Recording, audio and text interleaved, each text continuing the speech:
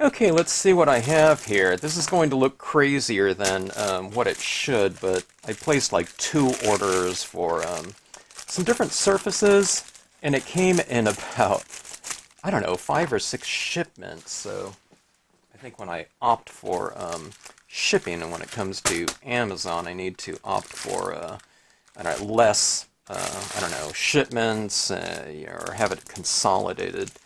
Okay, let me show you what I got here. I've been having such a great time with the Brilliance inks on metallic surfaces, including the Stardream papers, which are more of like a iridescent type of surface, and that really crazy mirrored gold one. Okay, now, I've had this paper before. Let me see. Yeah. Okay, this is a Stardream Aquamarine. I bought a pack of this paper. I think the store was called the Paper Source or something like that years ago, and I really liked it. And I don't know, I never really thought to look at for this type of stuff online. I used to get out more often and teach all over the country, and I'd buy papers at different stores that I was teaching at and whatnot. But this Stardream is kind of that nice shimmery iridescent surface. You can kind of see it. There's a luster to it. Okay, it's not like a mirrored type of surface. And there's different types of these. I don't know what they have in it. There's some kind of little shimmer to it, okay? And I mainly use this one for matting my different scenes on. I like to have like a little, I like to double mat or mount, and I like to have like a thin border. And when I used white gel pens or paint pens on my scenes, quite often this was a perfect inner border, okay? But I also like doing scenes on it too. Stardream does accept dye-based inks to some extent, okay? Now, I don't think I've tried pigment inks on it before. I might have. But the dye-based inks do dry on this. It's somewhat resistant, though, but I do have some Stardream lessons online, okay? And things do dry on there.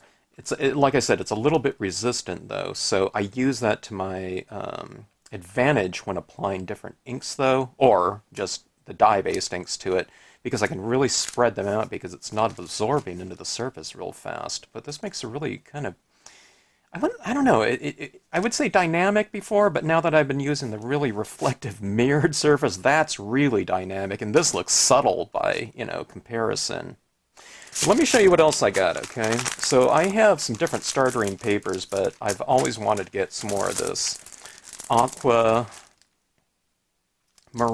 one.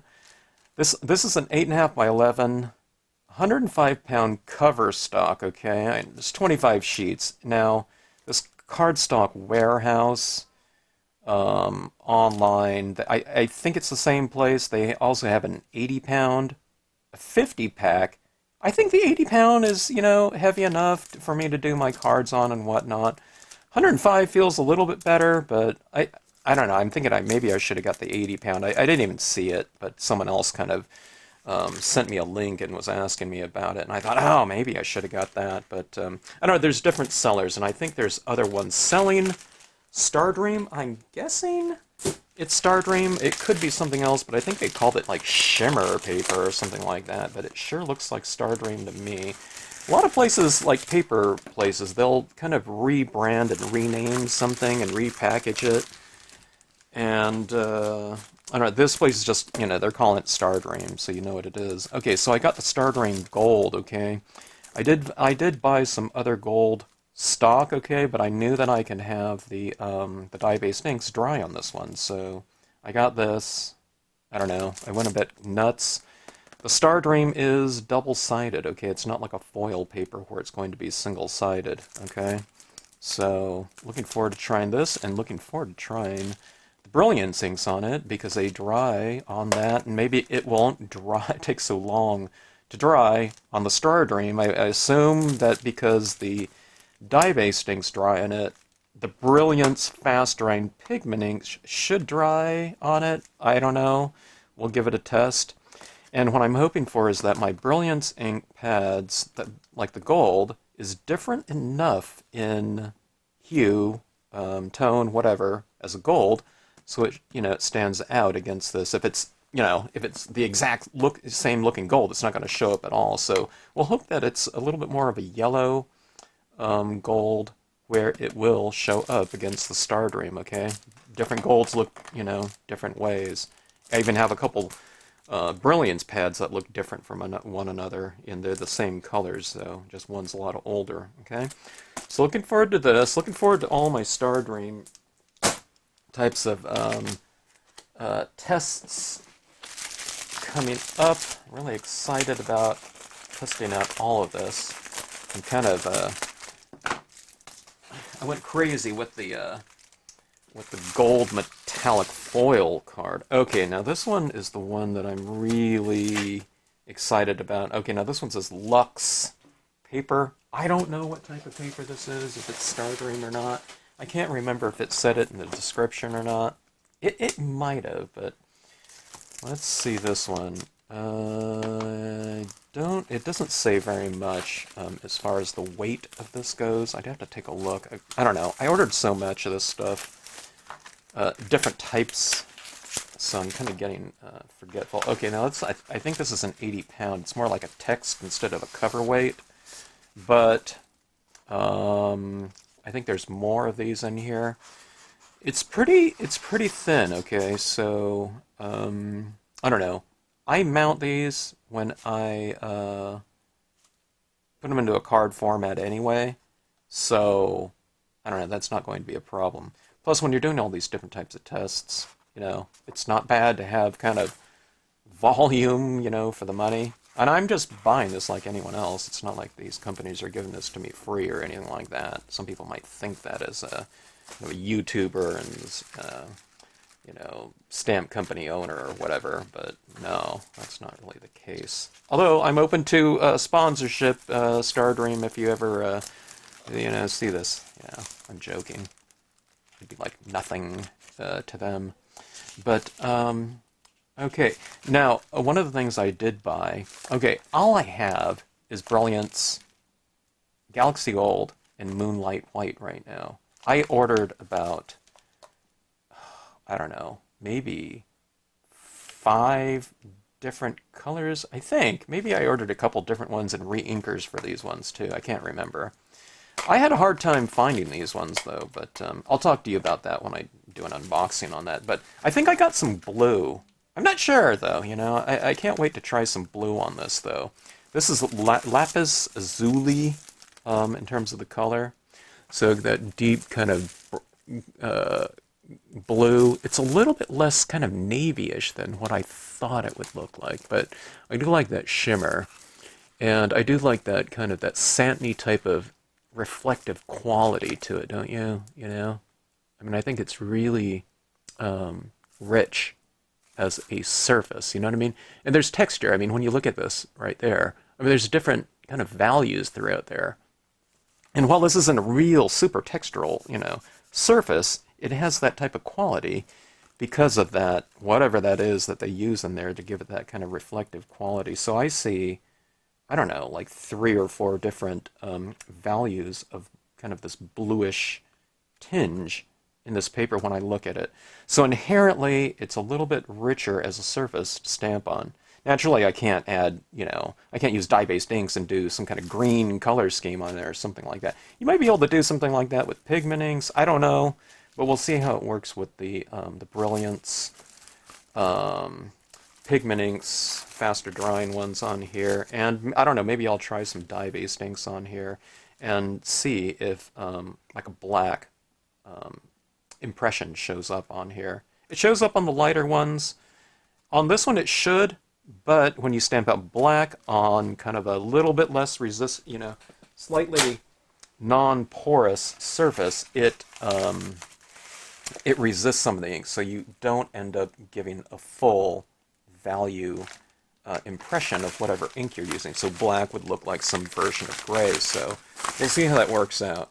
Okay, now I put links everywhere on Facebook and maybe in my video comments and whatnot as far as the Gift Boutique 60 count metallic gold one. Okay, now I just bought this silver right here. but the gold ones sold out, okay? Now, I'm not a hoarder, so I didn't order, like, several of them. I gotta get it, before it sells out, but it did sell out on Amazon. Maybe they'll get it again, who knows? I don't know. But, this silver one should be interesting. And I did order, I think, maybe a silver Brilliance. Okay, so I think the silver Brilliance and the white, Moonlight White. And I think I got some other kind of, like a steel or something like that. Like some sort of black, but it looked more gray, kind of shimmer.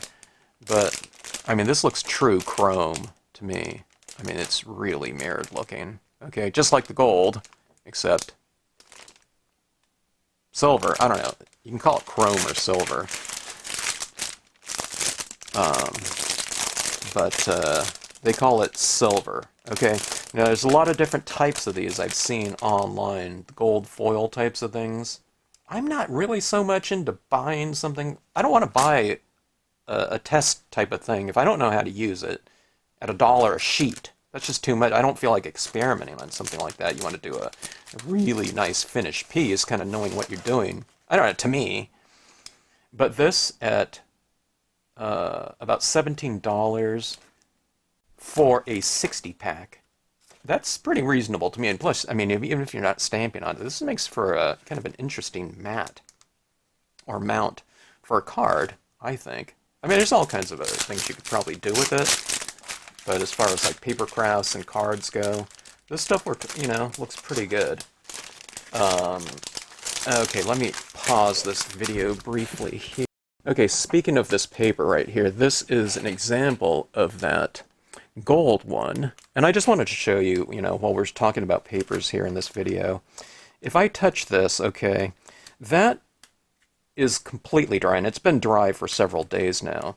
But this is almost like having a, I don't know, like a pastel chalky type of thing on a glass surface or something like that. Okay, now I don't think it's going to be that fragile, but it is kind of, I don't know, it's chalky. So the thing about these inks is that is now dry, probably through evaporation or whatnot, but it leaves that residue down there. And these impressions look just fine to me, okay? Now, one of the things that you can do, I mean, it's not as, I don't know, strong or I don't know what the permanent, okay, if you just leave it like that. But, people have those little, envelopes for cards and whatnot that you can throw those into, those clear card things. And, I mean, if you sent that to someone, I don't think, that thing's not going to wipe off or something like that.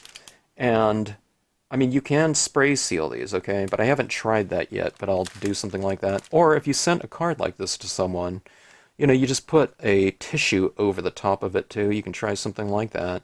And I think that would arrive there just fine. You would just tell people, hey, don't go and rub your finger across that. And I mean, that would be fine. So you have this kind of more fragile surface in these two different types of papers if you're working with this ink right here, the Brilliance, okay?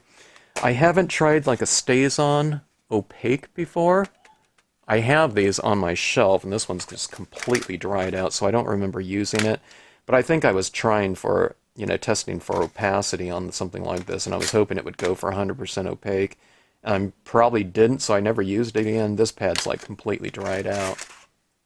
I'll have to try it again. If you know anything about this, please leave it in the comments section. But I was just telling people, this is a more fragile type of surface right here in these sheets. But I think that it's dynamic enough of a surface that it's worth it, okay? Now, remember, it's just going to take 2 or 3 days to dry. This one's been drying for like a week. It might have been dry after the third day. It was certainly dry to the touch. But I don't know. I think it's worth it in terms of just the looks of it. That's why I got this pack here, and I'm looking forward to trying out the silver on there. I think the silver might be able to maybe kind of take more, because it's more of a neutral, kind of mirrored surface. I think you can stamp out some different colors on there too, maybe. I don't know what they look like. I think it looks elegant to go gold on gold, silver on silver, whatever. Maybe if you have some sort of kind kind of iridescent glitter thing, or you can emboss on this. If you do that type of thing on these papers, like everyone's been telling me that has tried heat setting, like foil papers, just be sure you don't kind of leave it on there for too long, otherwise you can kind of melt whatever that surface is kind of made out of. And these ones are single-sided, okay? But like I said, I think these are really quite reasonable in terms of the expenditure and are worth it in terms of the overall kind of results, even though it's, like I said, it's more fragile. I can spray seal those, but I think it will change the imprint quality of the impressions. I don't think they'll be quite as distinct. They'll become a little bit more kind of transparent. Okay, these bags are already open. They were delivered to a neighbor's house, and they just opened it up without even looking at the address. Okay, so, speaking of silver papers, this is the Stardream silver. It's the 105 pound. This one should be interesting to use, I think, in terms of... I don't think Stardream is different from one side of the paper to the next. I don't know if...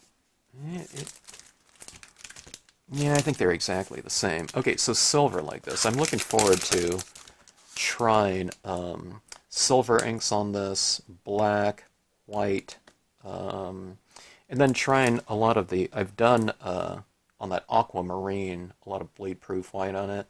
And it applies on this really kind of interesting because you kind of add it down there and it kind of beads up a little bit. But it does eventually soak in, and it leaves kind of an interesting looking surface quality to your impressions and to the marks that you apply over it, okay? And it certainly makes for a quick and easy card too, and quite dynamic when you utilize that kind of surface, because the more limiting the surface, okay, like something like this, in terms of the different types of media applications that can be applied to it, it makes for a quicker card because I can't go in and color it. I'm not working on shadows and things like that and bringing different colors into it, because all that ink would just kind of move around if I tried to do that. And the same thing goes for something like this. So it does make for a kind of a really interesting kind of dynamic for me, who likes to add a lot of different things to it. It kind of makes me hold back a little bit more. But I think it lends itself to kind of an elegant type of quality, kind of the less you have on there. I don't know, and it showcases the designs a lot more because you don't have it kind of buried in atmosphere. I love atmosphere, lighting, and different things like that, but you can really just see the images used for what they are from a visual kind of singular standpoint, in addition to how they can be utilized together.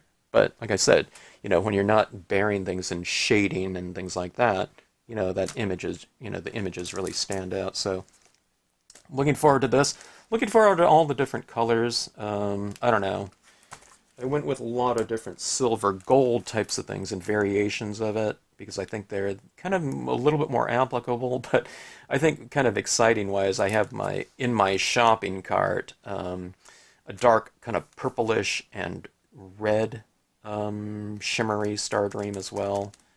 And I don't know. I wish there was some company that just had instead of 25 sheets of this silver, I wish it was like 5 sheets of 5 different colors. I mean, that would be kind of beneficial for someone like me, who I don't know if I need, 25 sheets of that would be 100, single cards. I mean, these things like this stay in our collections for, years or whatever. But I don't know, when I feel like experimenting, I feel like experimenting around with a lot more different types of colors. And I didn't want to buy like 10, different, types of packs of paper just like this. It starts running up in cost. So, but anyway, now that I know what these Brilliance inks look like, or how they stamp out on the different metallics, it totally... I don't know, got the the gears, turning, and me thinking about different applications of that type of combination. So I can't wait to try these out and to look into a lot of different compositional ideas utilizing those things. I can't even remember what colors of ink I got, so I'm looking forward to receiving those and giving those a shot when they arrive. So anyways, if you've tried some different types of applications on things, especially like foils or whatnot, or if you've experimented stamping on things like Stardream, if you kind of make some notes down in the comment section below. What types of inks have you tried that worked for you? What you like? Have you embossed on it? What types of embossing powders have you experimented with? If you've used like Versamark types of things, I don't know, etc. Maybe we can get like a good little kind of knowledge base for people to kind of start off with, and instead of all of us having to start off from scratch. I think that's what's really good about kind of social media and the sharing of ideas, just to kind of give us all a little bit more of a head start when we're starting off with something. But I don't know, yeah, and other things like what inks did you find maybe that didn't work out, for you or something of that sort. That would be helpful as well. Okay, so anyways, thanks for watching the video. Hope you enjoyed it. And as always, thanks for tuning into the Stampscapes channel.